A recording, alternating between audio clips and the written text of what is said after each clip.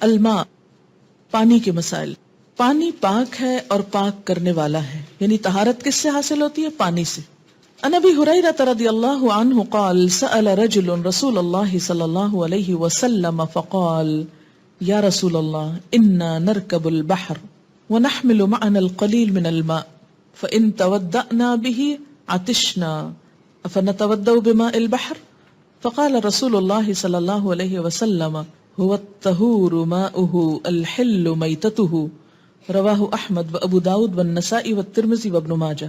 حضرت ابو ہریرہ رضی اللہ تعالیٰ عنہ کہتے ہیں کہ ایک آدمی نے رسول اللہ صلی اللہ علیہ وسلم سے پوچھا، اے اللہ کے رسول صلی اللہ علیہ وسلم، ہم سمندر کا سفر کرتے ہیں تو تھوڑا سا پانی ساتھ لے جاتے ہیں، اگر اس سے وضو کر لیں تو پیاسے رہ جائیں، کیا ہم سمندر کے پانی سے وضو کر لیں؟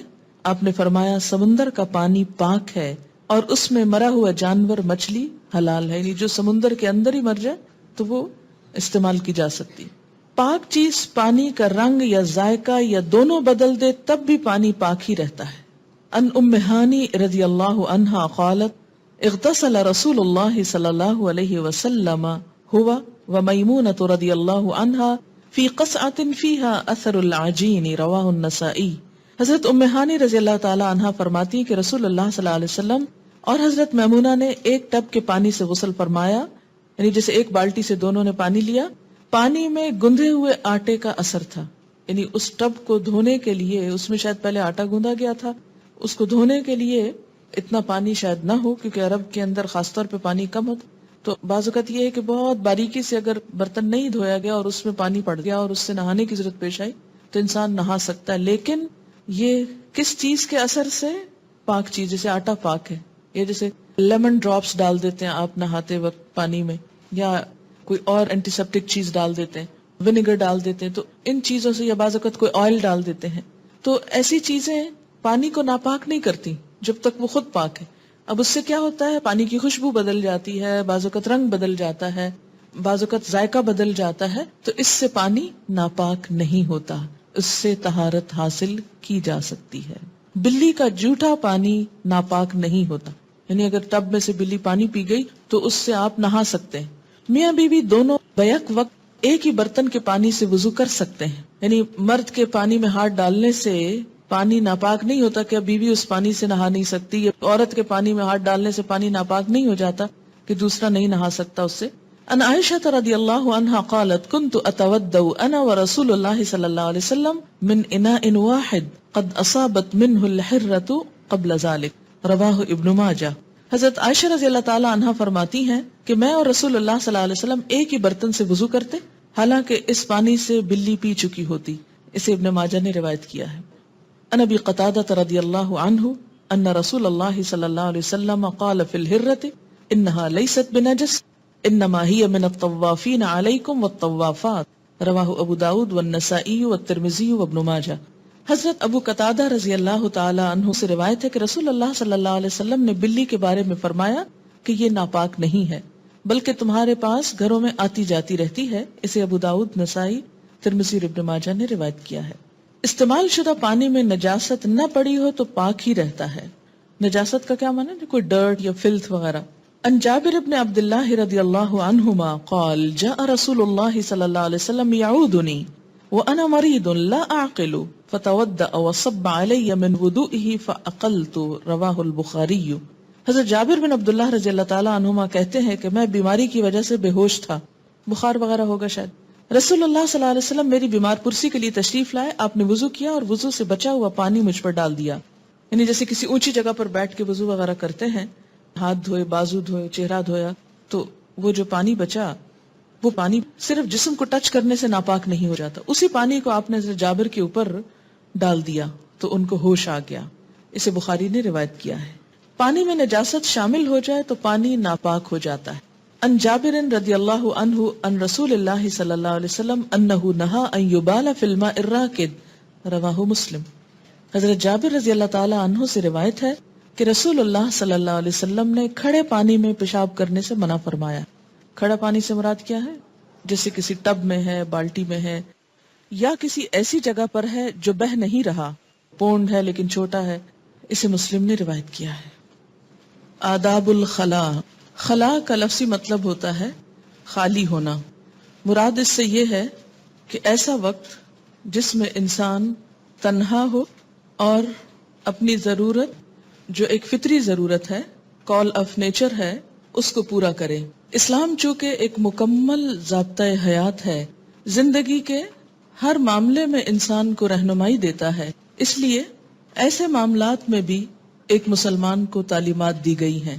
اسلام صرف انسان کی پبلک لائف یا لوگوں کے درمیان رہنے کے آداب ہی نہیں سکھاتا، بلکہ اس کے ساتھ ساتھ زندگی میں جو بھی کوئی ضروریات انسان کو پیش آ سکتی ہیں ان سب کے بارے میں بہترین رہنمائی فراہم کرتا ہے. روایات میں آتا ہے کہ یہود نے ایک مرتبہ مسلمانوں کا مذاق اڑایا اسی بات پر کہ تمہارا پیغمبر کیسا پیغمبر ہے جو تمہیں رفع حاجت کے آداب بھی بتاتا ہے. تو اس پر مسلمانوں نے کسی قسم کا کوئی احساس کمتری محسوس نہیں کیا، بلکہ اس کو دین کا ایک بہترین حصہ قرار دیا کہ ہاں واقعی ہمارا دین ہمیں چھوٹے چھوٹے معاملات میں بھی بہترین رہنمائی فراہم کرتا ہے. کیونکہ ہمارا دین کوئی مصنوعی دین نہیں، صرف ظاہریت کی اصلاح نہیں کرنا چاہتا. انسان کے ظاہر کے ساتھ اس کی تنہائی کے اوقات، اس کے اپیرنس سے لے کر اس کے انر سیلف، ہر چیز کی اصلاح اور تزکیہ اور بھلائی چاہتا ہے. اسی لیے یہ آداب ہمیں سکھائے گئے ہیں. پہلی بات یہ کہ بیت الخلاء میں داخل ہونے اور نکلنے کے وقت دعا پڑھنا چاہیے، یعنی اس موقع پر بھی رب کو نہیں بھولنا چاہیے. ٹوائلٹ میں جاتے ہوئے کیا پڑھا جائے؟ ان انس رضی اللہ عنہ قال کان رسول اللہ صلی اللہ علیہ وسلم اذا دخل الخلاء یقول اللہم انی اعوذ بک من الخبث والخبائث متفق علیہ. حضرت انس رضی اللہ تعالی عنہ فرماتے ہیں کہ رسول اللہ صلی اللہ علیہ وسلم جب بیت الخلاء میں داخل ہوتے تو فرماتے اللہم انی اعوذ بک من الخبث والخبائث، یا اللہ میں ناپاک جنوں اور جننیوں سے تیری پناہ مانگتا ہوں. اسے بخاری اور مسلم نے روایت کیا ہے. یاد رکھیے کہ گزشتہ زمانے میں لوگوں کے گھروں کے اندر ایسے انتظامات نہیں تھے. ایسی ضرورت پوری کرنے کے لیے لوگ عموماً گھر سے باہر دور خالی جگہ پر خلا میں چلے جاتے جہاں دور دور تک کوئی نظر نہ آتا، ویرانہ جگہ ہوتی، اور ویرانہ ہونے کی وجہ سے بھی بسا اوقات اس بات کا خدشہ ہوتا کہ جن یا مؤنث جن یعنی جننیاں انسان پر حملہ آور نہ ہو. کیوں؟ اس لیے کہ ایسے موقع پر یعنی شیطان جو ہے وہ گندگی کو پسند کرتا ہے. عموماً جنوں کا ٹھکانہ ویرانوں میں ہوتا ہے، تو اس بات کا خطرہ تھا کہ وہ انسان کو نقصان نہ دے. ہم دیکھتے ہیں کہ دور جاہلیت میں عرب ایسی جگہوں پر جنوں کی پناہ مانگتے تھے کہ ہم جن کی پناہ میں آتے ہیں، جبکہ اللہ کے سوا کسی کی پناہ طلب کرنا درست نہیں. اس لیے آپ صلی اللہ علیہ وسلم نے کیا سکھایا کہ میں پناہ مانگتا ہوں اللہ کی تمام جنات سے کہ وہ اس موقع پر نقصان نہ دیں. یہاں یہ بات ذہن میں رہے کہ جنات صرف ویرانوں میں یا خالی جگہوں میں، بے آباد جگہوں میں ہی نہیں ہوتے، وہ ناپاک اور نجس جگہوں پر بھی ہوتے ہیں. اس لیے خواہ ٹوائلٹ گھر کے اندر ہو پھر بھی یہ دعا پڑھنا مسنون ہے. ان عائشہ رضی اللہ عنہا ان النبی صلی اللہ علیہ وسلم کان اذا خرج من الغائط قال غفرانک، رواہ احمد و ابو داود والنسائی والترمذی وابن ماجہ. حضرت عائشہ رضی اللہ تعالی عنہا سے روایت ہے کہ نبی اکرم صلی اللہ علیہ وسلم جب بیت الخلاء سے باہر آتے تو غفرانکا، یا اللہ میں تیری بخشش چاہتا ہوں فرماتے. اسے احمد، ابو داؤد، نسائی، ترمذی اور ابن ماجہ نے روایت کیا ہے. سوال یہ پیدا ہوتا ہے کہ اس میں آخر کیا حکمت تھی کہ باہر آتے ہوئے انسان پھر دعا مانگے. یہ یاد رکھیے کہ بیت الخلاء کے اندر تو کچھ نہیں مانگا جائے گا، اللہ کا نام نہیں لیا جائے گا، لیکن جانے سے پہلے اور نکلنے کے بعد دونوں مواقع پر اللہ تعالیٰ کو یاد کیا جائے گا. اور دوسرے موقع پر بخشش کی دعا مانگی گئی کہ اللہ تعالیٰ کی یہ بھی ایک نعمت ہے کہ انسان کے جسم سے اس کی نجاستیں دور ہو جائیں اور انسان بیماریوں سے محفوظ رہے، اور مصیبتوں اور تکلیفوں سے چھٹکارا پانے کے لیے اور پانے کے بعد جو دعا مفید ہے وہ استغفار ہے۔ بیت الخلاء میں اللہ تعالیٰ کے نام والی کوئی چیز ساتھ نہیں لے جانی چاہیے۔ ان انس بن مالک رضی اللہ عنہ قال کان رسول اللہ صلی اللہ علیہ وسلم اذا دخل الخلاء وضع خاتمہ، رواہ الترمذی والنسائی وابن ماجہ۔ حضرت انس بن مالک رضی اللہ تعالی عنہ فرماتے ہیں کہ رسول اللہ صلی اللہ علیہ وسلم جب بیت الخلاء میں جانے کا ارادہ فرماتے تو اپنی انگوٹھی جس پر محمد رسول اللہ تحریر تھا اتار دیا کرتے تھے۔ وضع کا لفظ جس کا مطلب ہے رکھ دیا کرتے تھے کہیں اور۔ تو اس سے کیا پتہ چلتا ہے کہ اگر گلے میں کوئی ایسا لاکٹ ہو جس پر آیت الکرسی یا قرآن کی کوئی آیت یا اللہ کا لفظ لکھا ہوا ہو تو اس لاکٹ کو پہن کر، یا اگر انگوٹھی میں کوئی ایسی چیز کندہ ہو یا کوئی بھی ایسے اوراق یا کاغذ جس پہ اللہ کا نام لکھا ہو، ان کو بھی جیب وغیرہ میں رکھ کر اس کام کے لیے نہیں جانا چاہیے، کیونکہ یہ شاعر اللہ کی بے ادبی کے مترادف ہے۔ کھلے میدان میں رفع حاجت کے وقت منہ یا پیٹھ قبلہ کی طرف نہیں کرنی چاہیے، البتہ طہارت خانے کے اندر یا دیوار کی اوٹ میں ایسا کیا جا سکتا ہے۔ عن ابی ہریرہ رضی اللہ عنہ عن رسول اللہ صلی اللہ علیہ وسلم قال اذا جلس احدکم علی حاجۃ فلا يستقبلن القبلة ولا يستدبرها، رواہ مسلم۔ حضرت ابو ہریرہ رضی اللہ عنہ سے روایت ہے کہ رسول اللہ صلی اللہ علیہ وسلم نے فرمایا جب کوئی آدمی رفع حاجت کے لیے بیٹھے تو منہ یا پیٹھ قبلے کی طرف نہ کرے، یعنی قبلہ نہ سامنے ہو نہ پیچھے ہو۔ اسے مسلم نے روایت کیا ہے۔ لیکن دوسری روایت دیکھیے، عن ابن عمر رضی اللہ عنہما قال رقیت علی بیت اختی حفصہ فرأیت رسول اللہ صلی اللہ علیہ وسلم قاعدا لحاجته مستقبل الشام مستدبر القبلة، رواہ مسلم۔ حضرت عبداللہ بن عمر رضی اللہ تعالی عنہما فرماتے ہیں کہ میں اپنی بہن ام المؤمنین حضرت حفصہ رضی اللہ تعالی عنہا کے گھر کی چھت پر چڑھا تو میں نے رسول اللہ صلی اللہ علیہ وسلم کو چھت پر رفع حاجت کے لیے بیٹھے ہوئے دیکھا۔ آپ صلی اللہ علیہ وسلم کا منہ شام کی طرف اور پیٹھ قبلے کی طرف تھی۔ اسے مسلم نے روایت کیا ہے۔ تو اس سے کیا پتہ چلتا ہے کہ کسی دیوار یا بند کمرے کے اندر اگر پیٹھ قبلے کی طرف ہو جائے تو کوئی حرج نہیں۔ مسلمان ملکوں میں تو عام طور پر ایسا ہوتا ہے کہ ٹوائلٹ بناتے وقت اس بات کا خیال رکھا جاتا ہے کہ قبلہ سامنے یا پیچھے کی طرف نہ ہو، لیکن عام طور پر جب آپ ایسے ممالک میں جاتے ہیں کہ جہاں پر کوئی بھی فن تعمیر اسلامی اصولوں کے تحت نہیں ہوتا تو وہاں بسا اوقات ایسی چیز دیکھنے میں آتی ہے کہ آپ کا رخ عین قبلے کی طرف ہوگا یا بیک ہو سکتی ہے، تو اس میں ایسا نہیں کہ انسان اپنی حاجت کو پورا نہ کرے۔ اسلام ایسا دین نہیں ہے کہ جو انسان پر ناقابل برداشت تکلیف ڈالے۔ ایسی صورت میں جب آپ ایسے ٹوائلٹس میں جائیں بغیر کسی پریشانی کے اسے استعمال کریں، کیونکہ یہ بات نبی صلی اللہ علیہ وسلم سے ثابت ہے۔ ہاں، جب آپ خالی میدان میں کہیں ہو تو اس میں یہ ہے کہ انسان پھر اس کے اپنے بس میں ہوتا ہے کہ جس طرف چاہے منہ کر لے، اور خالی میدان میں ایسا کرنا ممنوع ہے۔ رفع حاجت کے وقت پرائیویٹ پارٹ کو دایاں ہاتھ لگانا منع ہے، دائیں ہاتھ سے استنجا کرنا بھی منع ہے۔ ان ابی قتادہ رضی اللہ عنہ قال قال رسول اللہ صلی اللہ علیہ وسلم لا يمسكن احدكم ذكره بيمينه وهو يبول ولا يتمسح من الخلاء بيمينه ولا يتنفس في الاناء، رواہ مسلم۔ حضرت ابو قتادہ رضی اللہ تعالی عنہ کہتے ہیں کہ رسول اللہ صلی اللہ علیہ وسلم نے فرمایا پیشاب کرتے وقت کوئی آدمی پیشاب کی جگہ کو دائیں ہاتھ سے نہ چھوئے، نہ ہی دائیں ہاتھ سے استنجا کرے، نہ ہی کوئی چیز پیتے وقت برتن میں پھونک مارے۔ اسے مسلم نے روایت کیا ہے۔ سوال یہ پیدا ہوتا ہے کہ ایسا کرنے سے کیوں منع کیا گیا؟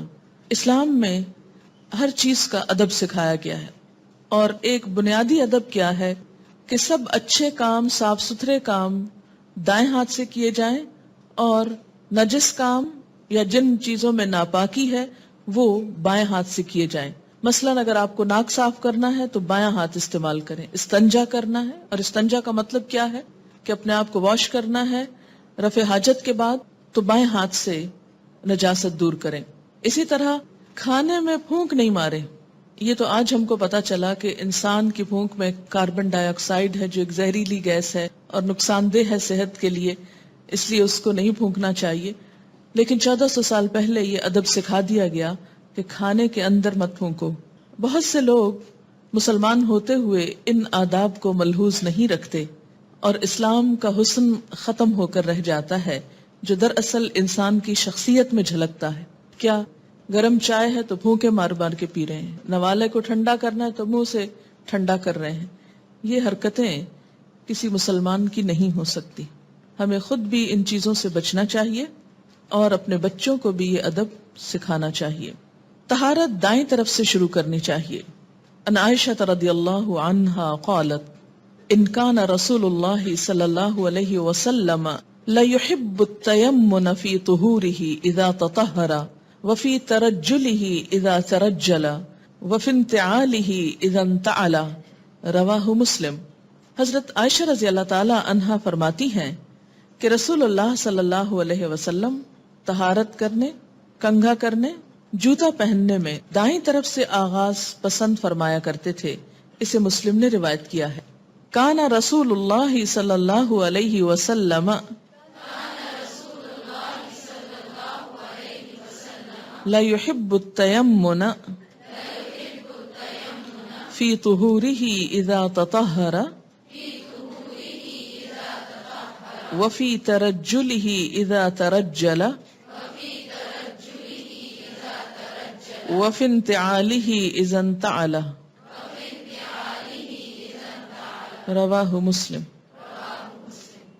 طہارت کرنے میں جیسے ہاتھ دھو رہے ہیں تو پہلے دایاں ہاتھ، مثلاً آپ برش کر رہے ہیں تو پہلے دائیں طرف کے دانتوں کو صاف کیا جائے. کنگھی کر رہے ہیں تو پہلے دائیں طرف کے بال جو ہیں ان کو سیدھا کیا جائے. اسی طرح جوتا پہن رہے ہیں تو پہلے دایاں جوتا پہنا جائے. کرنے کو یہ چھوٹے چھوٹے کام ہیں لیکن یہی ایک مسلمان کی شناخت بن جاتے ہیں. راستے اور سائے کی جگہ میں رفع حاجت کرنا منع ہے. عن ابی ہریرہ رضی اللہ عنہ ان رسول اللہ صلی اللہ علیہ وسلم قال اتقوا اللاعنین قالوا وما اللاعنان یا رسول اللہ قال الذی یتخلی فی طریق الناس او فی ظلہم. رواہ مسلم. حضرت ابو ہریرہ رضی اللہ تعالی عنہ سے روایت ہے کہ رسول اللہ صلی اللہ علیہ وسلم نے فرمایا لوگو لعنت کے 2 کاموں سے بچو. صحابہ کرام نے عرض کیا یا رسول اللہ صلی اللہ علیہ وسلم لعنت کے وہ 2 کام کون سے ہیں؟ آپ نے فرمایا لوگوں کی گزرگاہ اور سایہ دار جگہ پر رفع حاجت کرنا. اسے مسلم نے روایت کیا ہے. اس کو لعنت کے کام کیوں کہا گیا؟ اس لیے کہ جب کوئی شخص ایسا اذیت دینے والا کام کرے گا تو لوگوں کی بد دعا لے گا، لوگوں کو ستائے گا اور ان کے دل کی آہ لے گا. اور ایسا شخص جو لوگوں کو ستانے اور تکلیف دینے کا سبب بنے، خود اس پر پھر رحمت کہاں سے ہو سکتی ہے؟ لعنت کا مطلب کیا ہے؟ رحمت سے محرومی. یعنی کبھی بھی کسی گزرگاہ میں، گزرنے کی جگہ پر اور سایہ دار جگہ پر جو لوگوں کے بیٹھنے، آرام کرنے یا سکون لینے کی ہو، یا اس کے علاوہ کوئی بھی اور جگہ جو دوسروں کے سامنے ہو، یعنی جہاں لوگوں کی نظر پڑتی ہو. اگر اس چیز کو سامنے رکھ کر دیکھا جائے تو آپ دیکھیں کہ ہمارے ہاں جو گلیوں بازاروں میں لوگ بیٹھ کر سر عام ایسے کام کر رہے ہوتے ہیں وہ کس قدر ناپسندیدہ ہے. اس سے پتہ چلتا ہے کہ ہم کہنے کو تو مسلمان ہیں لیکن اسلامی اخلاق و آداب سے دور دور کا واسطہ نہیں، اس لیے کہ سکھائی نہیں گئے. ایسی باتیں تو ویسے ہی کوئی نہیں کرتا کہ یہ شرم و حیا کی باتیں. راستوں پہ بیٹھنا تو شاید حیا ہے اور اس سے منع کرنا شرم و حیا کے خلاف ہے، کیونکہ سب ویلیوز پلٹ گئی. جس چیز کو حیا کہا جانا چاہیے تھا وہاں حیا کا نام نہیں. اور آپ دیکھیے کہ جب راستوں میں ایسا کام ہوتا ہے تو کوئی بھی شخص اس کے بعد جب گزرتا ہے تو کتنا تکلیف دہ ہو جاتا ہے ایسے راستے سے گزرنا بھی جس میں نجاست ہو. استنجا کرنے کے لیے مٹی کے کم از کم 3 ڈھیلے یا پانی استعمال کرنا چاہیے. یعنی اگر کوئی شخص ایسی جگہ پر ہو جہاں پانی نہ ہو اور صرف مٹی ہو تو مٹی چونکہ پاک کرنے والی ہے، اس سے صفائی کر لی جائے تو وہ پاکی کا کام دے گی، یعنی انسان اس کے بعد نماز وغیرہ پڑھ سکتا ہے۔ لیکن پانی کا استعمال پسندیدہ ہے۔ قرآن پاک میں خاص طور پر اہل قباء کی جو تعریف کی گئی وہ اسی وجہ سے تھی کہ وہ اپنی طہارت میں پانی استعمال کرتے تھے۔ لیکن اگر مٹی استعمال کی جائے تو صرف ایک دفعہ پونچھنا کافی نہیں، مٹی کے ڈھیلے سے اس کے لیے 3 دفعہ ضروری ہے تاکہ نجاست کا کوئی اثر باقی نہ رہے۔ گوبر اور ہڈی سے استنجا کرنا منع ہے۔ ان انس رضی اللہ عنہ قال کان رسول اللہ صلی اللہ علیہ وسلم يدخل الخلاء فاحمل انا وغلام نحوی اداوة من ماء وعنزة فیستنجی بالماء متفق علیہ۔ حضرت انس رضی اللہ تعالی عنہ فرماتے ہیں کہ رسول اللہ صلی اللہ علیہ وسلم جب قضائے حاجت کے لیے تشریف لے جاتے تو میں اور میری عمر کا ایک دوسرا لڑکا پانی کا لوٹا اور برچھی اٹھا کر آپ کے ساتھ جاتے۔ رسول اللہ صلی اللہ علیہ وسلم رفع حاجت کے بعد پانی سے طہارت حاصل کرتے۔ اسے بخاری اور مسلم نے روایت کیا ہے۔ یہاں سے 3 چیزیں پتہ چلتی ہیں۔ نمبر 1 یہ کہ آپ جب تشریف لے جاتے تو بچے آپ کی خدمت کے لیے جاتے۔ اس سے کیا پتہ چلتا ہے کہ بڑوں کی خدمت، خواہ وہ والدین ہوں، نانا نانی ہوں، دادا دادی ہوں، یا کوئی اور بزرگ ہوں یا استاد ہوں، ایسا کرنا بھی سنت سے ثابت ہے۔ اس سے بچوں کی ٹریننگ بھی ہوتی ہے اور ایک تعلق ڈیولپ ہوتا ہے۔ کسی کی خدمت کرنے سے انسان دعائیں لیتا ہے، اس کی محبت حاصل ہوتی ہے اور انسانوں کے درمیان وہ جو انس کی کیفیت ہے وہ بڑھتی ہے۔ دوسری صورت کیا ہے کہ بچے والدین کو شکل نہ دکھائیں اور ان کا کوئی کام کر کے نہ دیں۔ اس سے دونوں کے درمیان تعلقات اچھے نہیں ہو سکتے۔ اس لیے ماں ہونے کی حیثیت سے آپ کا فرض ہے کہ اپنے بچوں کو خاص طور پر گھر میں اگر کوئی بزرگ ہوں، دادا دادی وغیرہ ہوں یا کوئی بھی بڑا ہو، خواہ آپ کا ان سے اختلاف ہی کیوں نہ ہو، لیکن اپنے بچوں کی خیرخواہی کے لیے بچوں سے وقتاً فوقتاً ان کی خدمت کے کام کروائیں تاکہ وہ ان کی دعائیں لیں اور ان میں خدمت کی عادت ہو۔ دوسری بات یہ کہ برچھی اٹھا کر ساتھ جاتے تھے۔ یہ کس کام کے لیے؟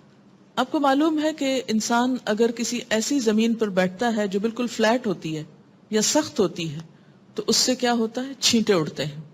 تو برچھی جو ہے اس سے وہ ایریا نرم کیا جا سکتا ہے۔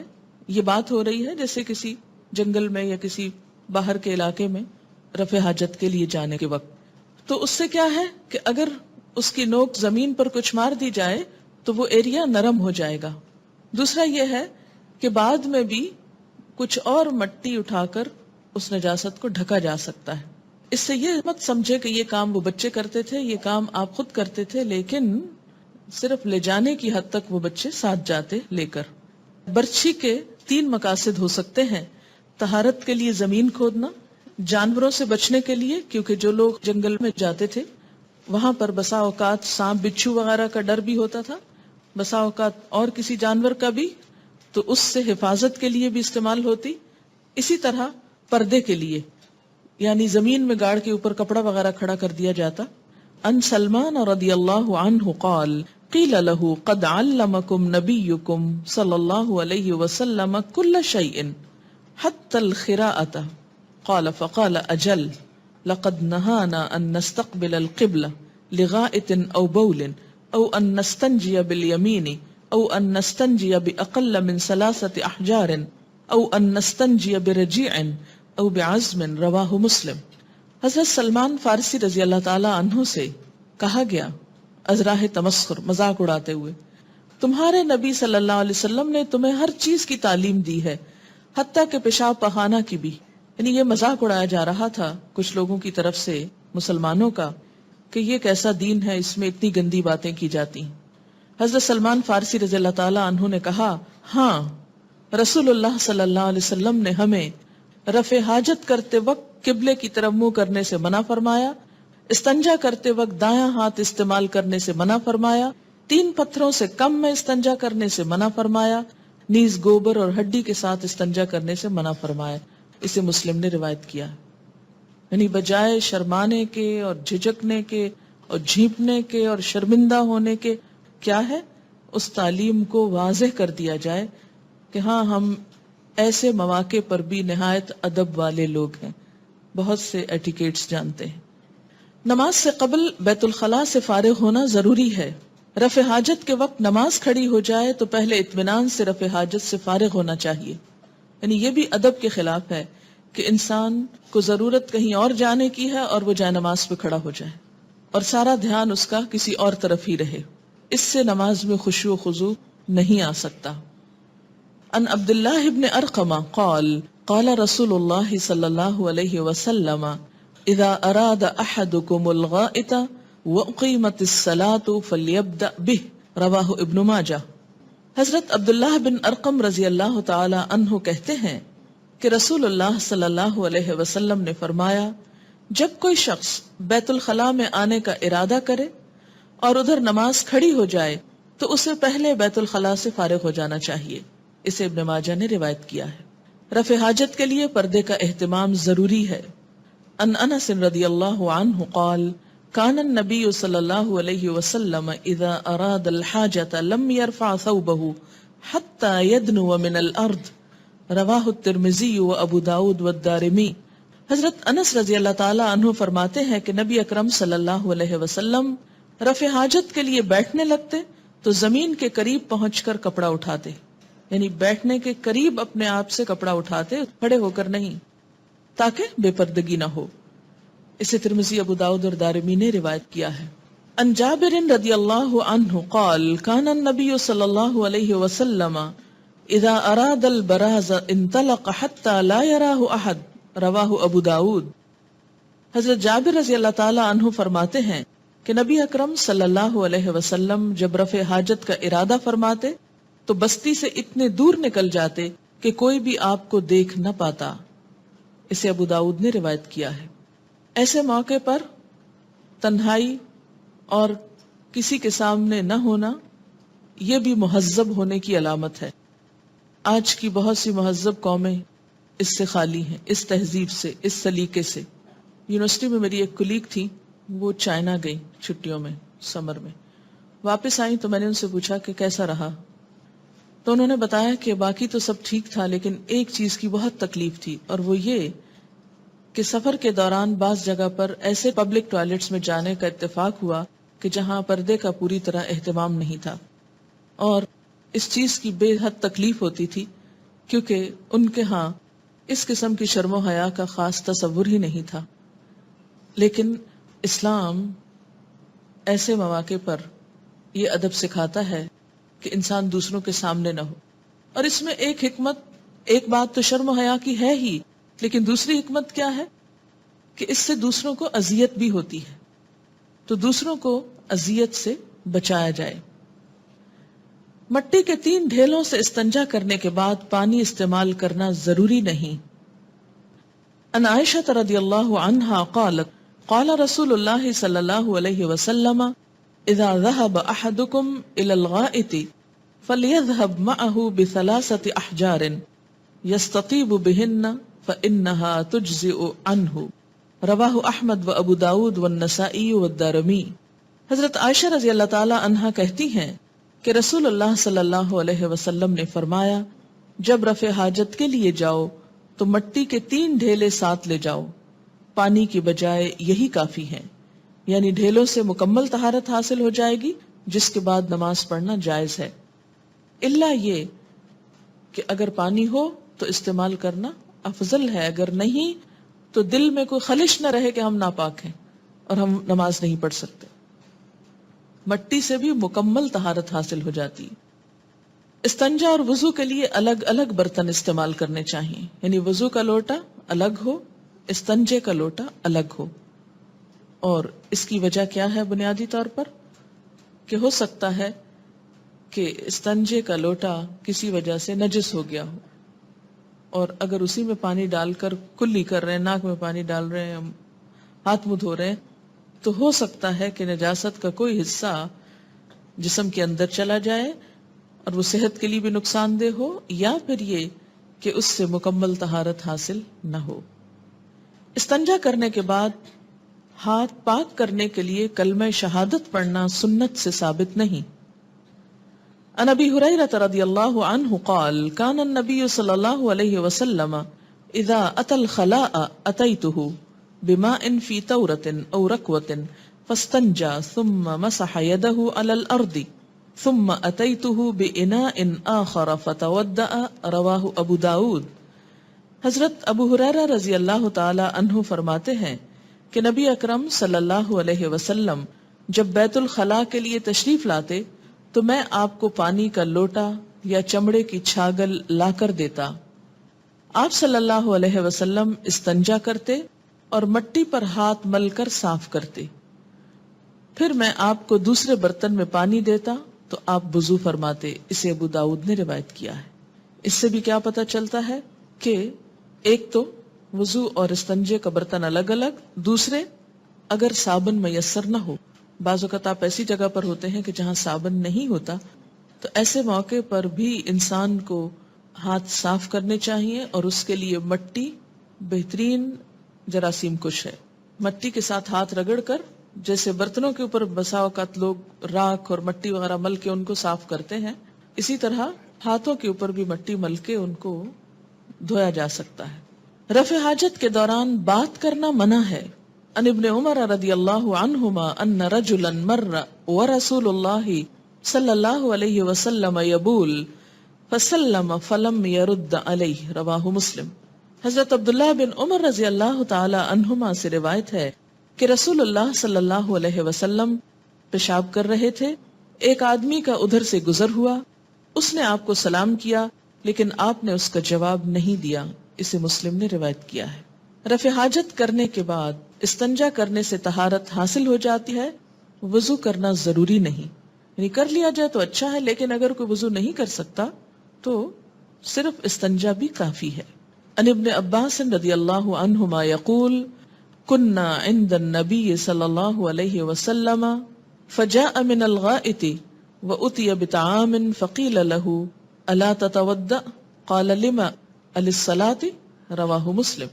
حضرت عبداللہ بن عباس رضی اللہ تعالی عنہما فرماتے ہیں کہ ہم نبی اکرم صلی اللہ علیہ وسلم کے پاس تھے، آپ رفع حاجت کے بعد تشریف لائے تو کھانا لایا گیا، عرض کیا گیا آپ کھانے سے پہلے وضو نہیں فرمائیں گے؟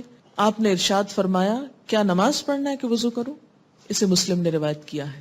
اور اس سے کتنی آسانی ہو گئی، ورنہ اگر استنجا کے بعد وضو بھی لازم ہوتا تو لوگ کتنی مشقت میں پڑ جاتے۔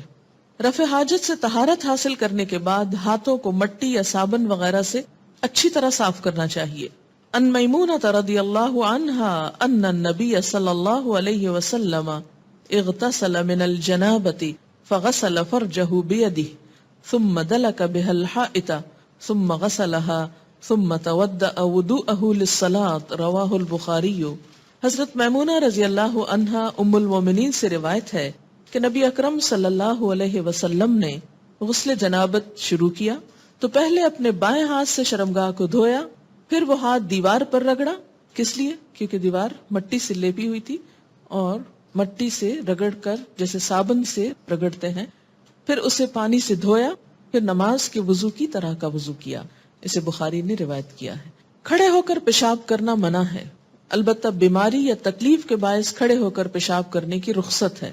ان عائشہ رضی اللہ عنہا قالت من حدثکم ان رسول اللہ صلی اللہ علیہ وسلم بال قائما فلا تصدقوه ما كان يبول الا جالسا، رواہ احمد والنسائی والترمذی وابن ماجہ۔ حضرت عائشہ رضی اللہ تعالی عنہا فرماتی ہے کہ جو شخص یہ کہے کہ رسول اللہ صلی اللہ علیہ وسلم کھڑے ہو کر پیشاب کرتے تھے، اس کی تصدیق مت کرو، کیونکہ آپ صلی اللہ علیہ وسلم ہمیشہ بیٹھ کر پیشاب کرتے تھے۔ اسے احمد، نسائی، ترمذی، ابن ماجہ نے روایت کیا ہے۔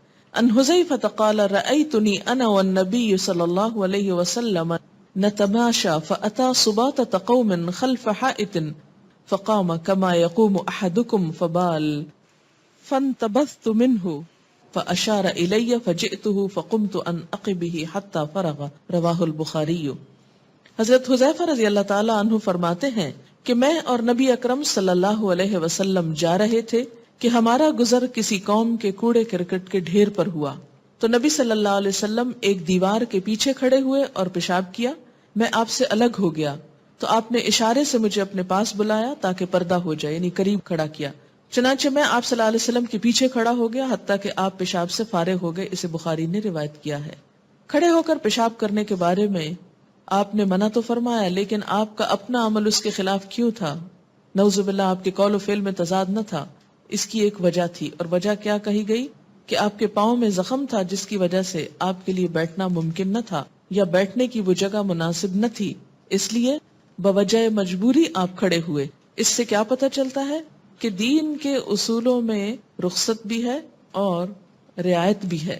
بیماری، بڑھاپا یا سردی کے باعث برتن میں پیشاب کرنا درست ہے، جیسے بوڑھے لوگوں کو بیڈ پر ہی اگر پیشاب کرانا مقصود ہو تو اس میں حرج نہیں.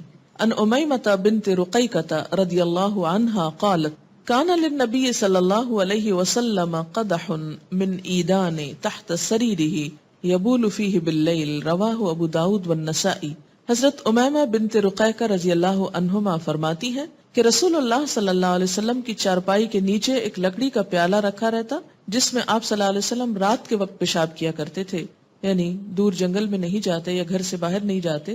اس سے یہ بھی پتہ چلتا ہے کہ بیڈ روم کے ساتھ ہی اگر ٹوائلٹ ہو تو اس میں بھی حرج نہیں ہے، کوئی غلط بات نہیں ہے، کیونکہ اگر آپ کے بیڈ کے نیچے ایسا برتن تھا تو بیڈ کے ساتھ ہی ایسی جگہ کا ہونا کوئی باعث عار نہیں ہے. سوال یہ ہے ٹوائلٹ کے اندر اللہ کے نام کو نہیں لے جانا چاہیے، کوئی لکھی ہوئی چیز کو، تو جو لوگ وہاں پر اخبار اور رسالے پڑھتے ہیں ان کے بارے میں کیا خیال ہے؟ ایسا نہیں کرنا چاہیے اور یہ علم کی بے حرمتی ہے. نجاست والی جگہیں ایسی ہیں کہ جن سے جلد از جلد فارغ ہو جانا چاہیے، کیونکہ یہ سب چیزیں بھی عادت سے متعلق ہیں. آپ جس طرح اپنے آپ کو ٹرین کریں گے، بلکہ بچپن سے جس طرح آپ بچوں کو ٹرین کریں گے اسی طرح بڑے ہو کر وہ عادتیں پختہ ہو جاتی ہیں. تو ایسی عادات کو بدلنا چاہیے. وہاں نہ ذکر کیا جاتا ہے، نہ ہی کچھ پڑھا جا سکتا ہے، اور نہ ہی وہاں کتابیں وغیرہ اس طرح رکھنی چاہیے کیونکہ نجس جگہ ہے یہ.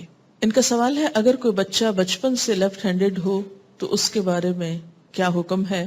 اس کو بھی بچپن سے کھانے اور استنجا کے لیے یہ سینس دی جانی چاہیے کہ کھاتے وقت دایاں ہاتھ استعمال ہو، اگرچہ لکھتے وقت وہ الٹا یا اور باقی کاموں میں استعمال کر رہا ہے تو کوئی حرج نہیں. اگر واقعی اس کی کوئی ایسی ریزنز ہیں تو زبردستی جبرن سیدھا ہاتھ نہ استعمال کروائیں. اللہ یہ کہ ٹریننگ دینی پڑتی ہے. آپ دیکھیے کہ جب بچے چھوٹے ہوتے ہیں تو میں نے یہ دیکھا ہے کہ عموماً وہ بایاں ہاتھ زیادہ استعمال کرتے، لیکن ڈانٹے ڈپٹے بغیر اور غصہ کیے بغیر آپ آرام سے اس کو دائیں طرف لے آئیں، ٹرین کر دیں، تو ایسا کرنا اگرچہ تھوڑا مشکل ہوگا لیکن ہو جاتا ہے. آپ کو معلوم ہے کہ جیپنیز اپنے بچوں کو صرف دائیں ہاتھ سے نہیں بائیں ہاتھ سے بھی لکھنا سکھاتے ہیں، ایکولی دونوں ہاتھوں سے لکھنا سکھاتے ہیں بچپن سے، اور بچے سیکھ جاتے ہیں. بچوں کو آپ جس طرح چاہیں ٹرین کر لیں. حضرت عمر رضی اللہ تعالیٰ عنہ کے بارے میں بھی آتا ہے کہ وہ دونوں ہاتھوں میں برابر کی قوت رکھتے تھے، دونوں ہاتھ استعمال کر سکتے. لیکن یہ ہوتا ہے کہ کسی شخص کے ایک ہاتھ میں قوت زیادہ ہوتی ہے دوسرے کی نسبت، اور بعض لوگوں کی یہ بائیں ہاتھ میں زیادہ ہوتی ہے. پھر بسا اوقات والدین کی غفلت سے وہ چیز روٹین یا عادت میں شامل ہو جاتی ہے. ایسی شکل میں بھی نجاست کے لیے بایاں ہاتھ ہی مخصوص ہونا چاہیے اور کھانے کے لیے دایاں ہاتھ. کیونکہ ایک حدیث میں آتا ہے کہ ایک شخص جو بائیں ہاتھ سے کھا رہا تھا، آپ نے اس کو بائیں ہاتھ سے کھانا منع کیا تو اس نے کہا میں دائیں سے کھا نہیں سکتا.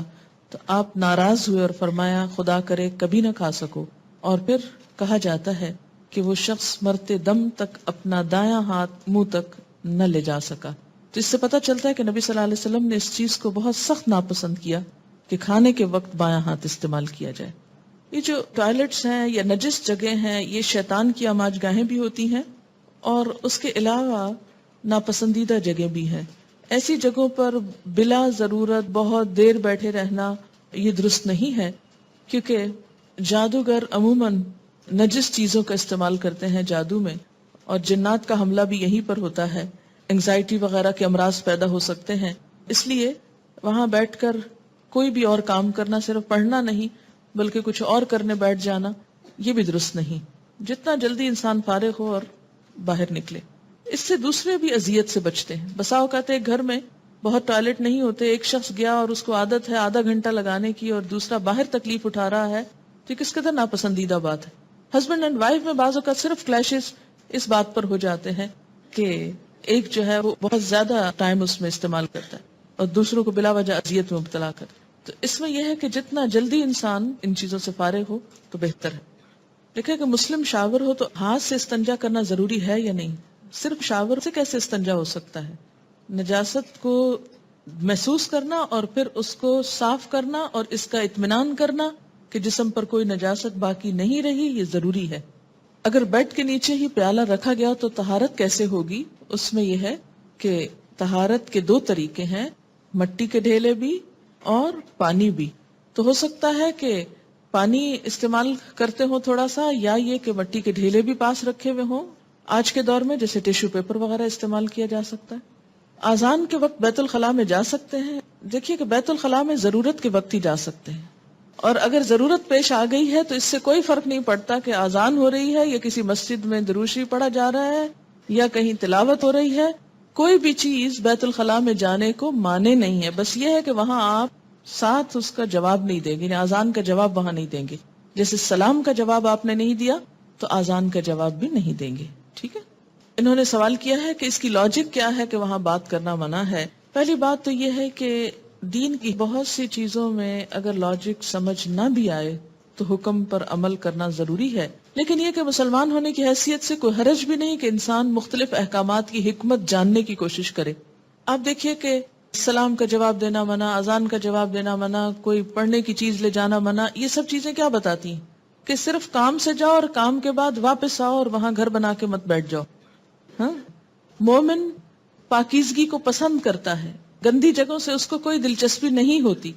اذا مروا باللغو مروا کراما. ہم واش روم کے اندر ہی وضو بھی کرتے ہیں تو کیا وضو شروع کرتے وقت بسم اللہ اور دیگر دعائیں پڑھ سکتے ہیں؟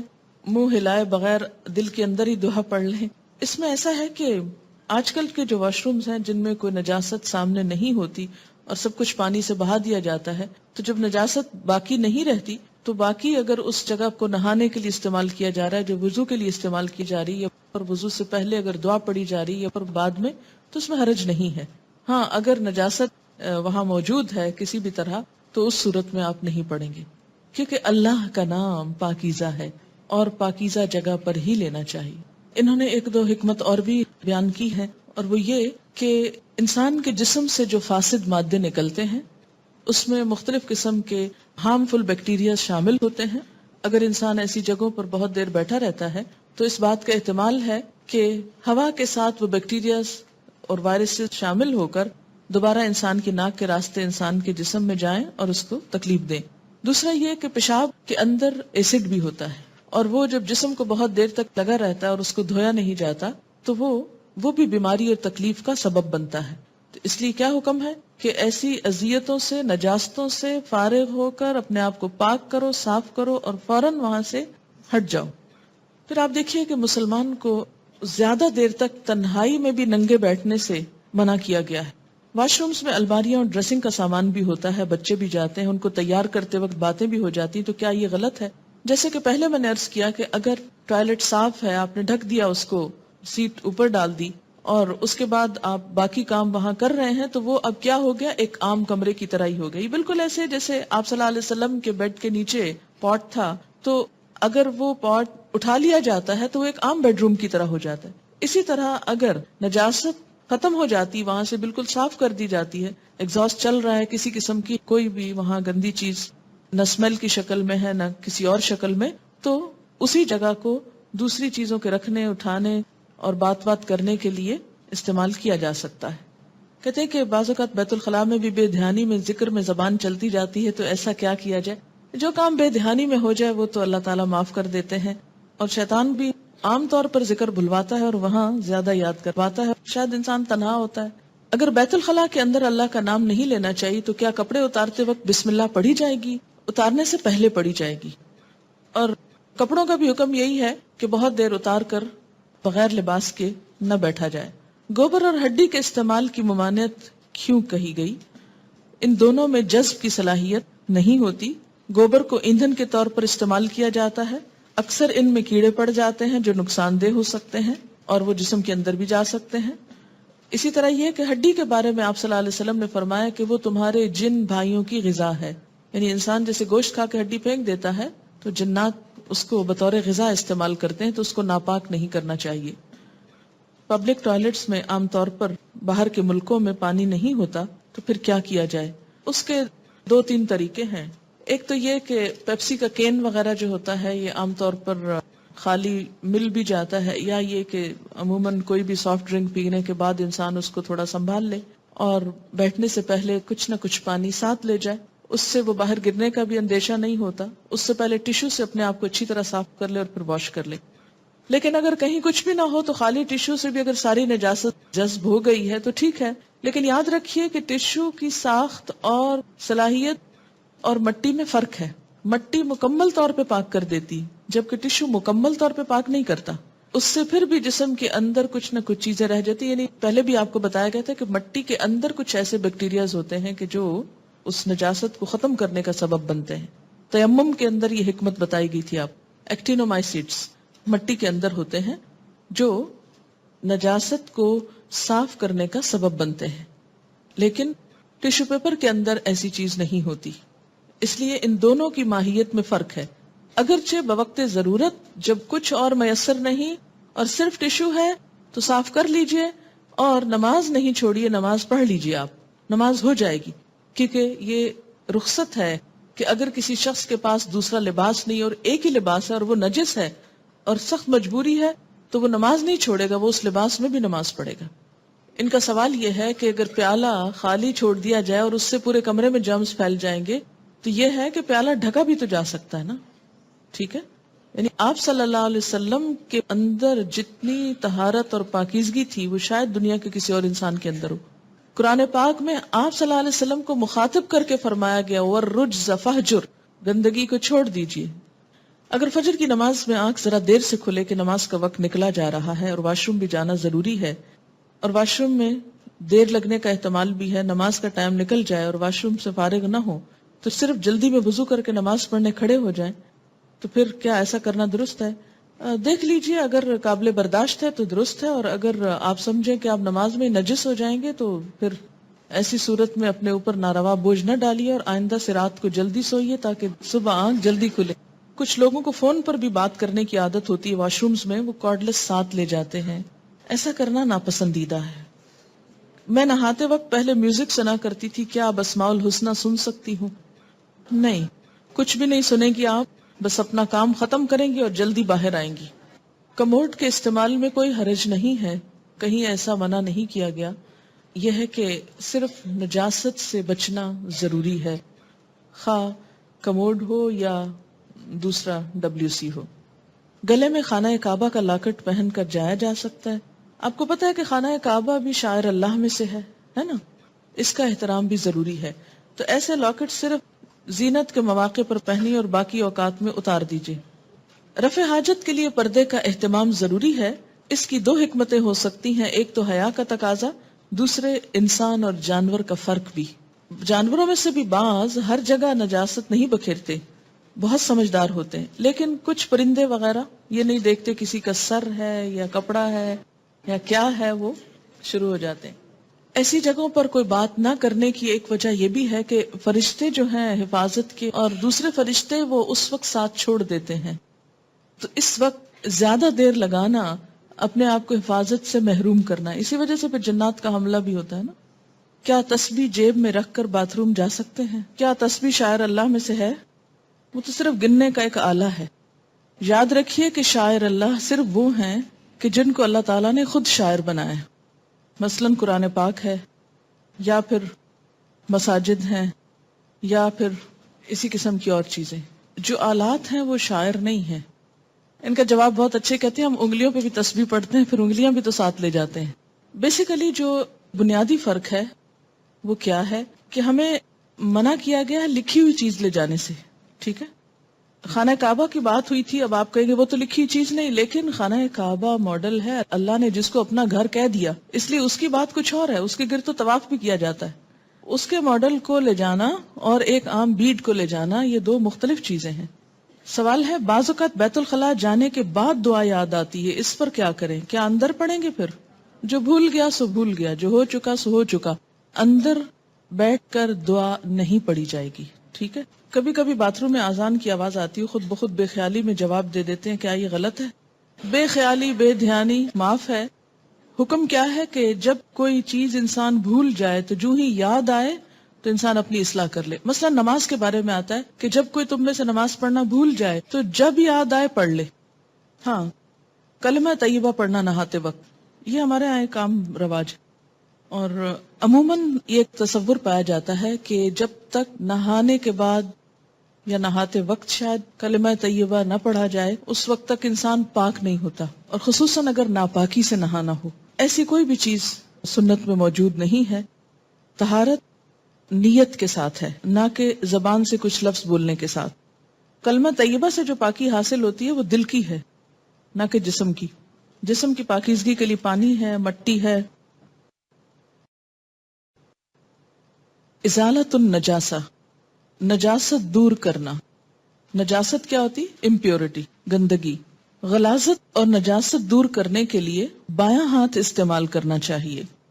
ان عائشہ رضی اللہ عنہا قالت كانت ید رسول اللہ صلی اللہ علیہ وسلم الیمنى لطہورہ وطعامہ وكانت یدہ الیسرى لخلائہ وما كان من اذن. رواہ ابو داود. حضرت عائشہ رضی اللہ تعالی عنہا سے روایت ہے کہ رسول اللہ صلی اللہ علیہ وسلم وضو اور کھانے کے لیے دایاں ہاتھ استعمال فرماتے تھے. استنجا اور دوسری نجاست دور کرنے کے لیے بایاں ہاتھ استعمال فرماتے تھے. دوسری نجاست میں کسی بھی قسم کی نجاست, مثلا ناک صاف کرنا یا جسم پر لگی ہوئی کوئی بھی نجاست اتارنا, تو اس کے لیے ادب یا اخلاق کا تقاضا کیا ہے؟ بایاں ہاتھ استعمال کیا جائے. وضو کرتے وقت دایاں ہاتھ آپ استعمال کرتے تھے, تو یہ کہہ رہی ہیں کہ اس میں تو دونوں ہاتھ استعمال کرتے ہیں. یہ طریقہ وضو کے فرق کی وجہ سے. ہمارے ہاں وضو ہوتا ہے ٹیپ کھول کر, پہلے زمانے میں ایسا کوئی طریقہ نہیں تھا. ہوتا یہ تھا کہ یا تو لوٹے میں پانی ڈالتے تھے اور اس کو بائیں طرف رکھتے, اور اس سے جب ڈالتے تو دائیں ہاتھ پہ ڈال کے منہ میں کلی کے لیے پانی ڈالا جاتا یا ناک میں پانی ڈالا جاتا, اور ناک پھر بائیں ہاتھ سے صاف کرتے. دوسرا طریقہ یہ بھی تھا کہ پہلے ہاتھ دھو لیے جاتے, پھر اس کے بعد پانی جو تھا ایک کھلے برتن میں ہوتا, یا جیسے نہر پہ آپ بیٹھے ہیں مثلا, تو اس میں سے جب آپ پانی لے رہے ہیں وضو کرنے کے لیے تو آپ